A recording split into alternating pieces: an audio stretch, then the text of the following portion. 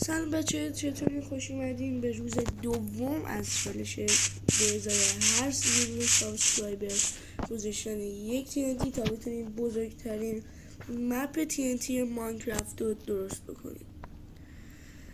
همینطور که میبینید ما فعلا 5 تا دوست به چنلمون اضافه شده و ما 5 تا بلاک TNT اینجا میده.